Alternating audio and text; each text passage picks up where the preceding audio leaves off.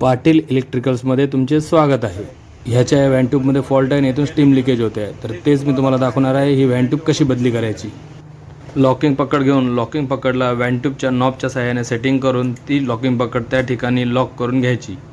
Lock करून घेतल्यानंतर आपला जो जॅक पान आहे त्या जॅक पानाच्या सहाय्याने आतल्या बाजूने त्याला जोरात दाब देऊन लॉकिंग पकडला पकडून त्याला फिरवून घेऊन लूज करून घ्यायचे, जेणेकरून व्हॅन ट्यूब आपल्याला काढता येईल।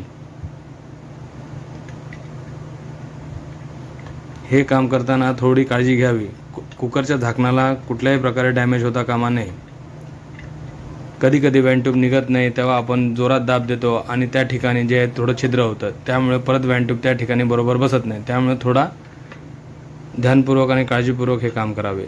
बघू शकता आपण व्हॅन ट्यूब काढली आहे। जुनी व्हॅन ट्यूब बघू शकता कशा प्रकारे रश पकडला आहे, याचं वायसरही खराब झालेलं आहे।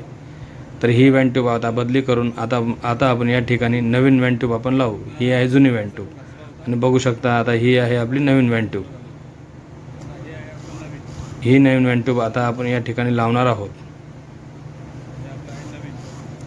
व्हॅन ट्यूब लावण्याच्या आधी आतल्या बाजूने वायसर टाकणे अनिवार्य आहे। वायसर नाही टाकले तर व्हॅन ट्यूब लावून काही फायदा होणार नाही। तिथून आपली स्टीम एअर लिकेज होत राहील आणि आपली शिट्टी होणार नाही आणि याने आपले गॅसकीटही खराब होते। हे संपूर्ण काम करताना एक एक गोष्ट ही स्टेप बाय स्टेप आणि ध्यानपूर्वक करावी। आता हे हाताने फिरवून घेऊन त्यानंतर आपण परत एकदा लॉकिंग पकड लावून आतल्या बाजूने आपल्या जॅक पाण्याच्या सहाय्याने हवा तेवढा दाब देऊन आपण ते घट्ट करून घेऊया। घट्ट करताना एक गोष्ट ध्यानात ठेवावी, व्हॅन ट्यूबच्या आतील चेकनट हा ॲल्युमिनियमचा असतो, त्यामुळे त्याला जास्त जोरात फिरवू नका। हवा तेवढाच दाब त्याच्यावर द्यावा।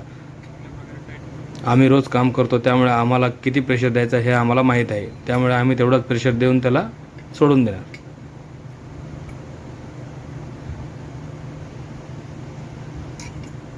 बघू शकता आपण ही व्हॅन ट्यूब चांगल्या प्रकारे इन्स्टॉल केली। आता वेळ आहे टेस्टिंगची।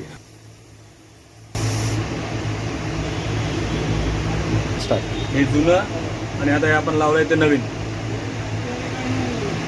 परफेक्ट लावलेलं आहे, टाईट जेवढं करायचं तेवढं केलं आहे। आता माझी तुम्हाला एक विनंती आहे की असेच नवनवीन नॉलेजेबल व्हिडिओ बघण्यासाठी माझ्या चॅनलला लाईक करा, शेअर करा आणि सबस्क्राईब करायला विसरू नका। धन्यवाद।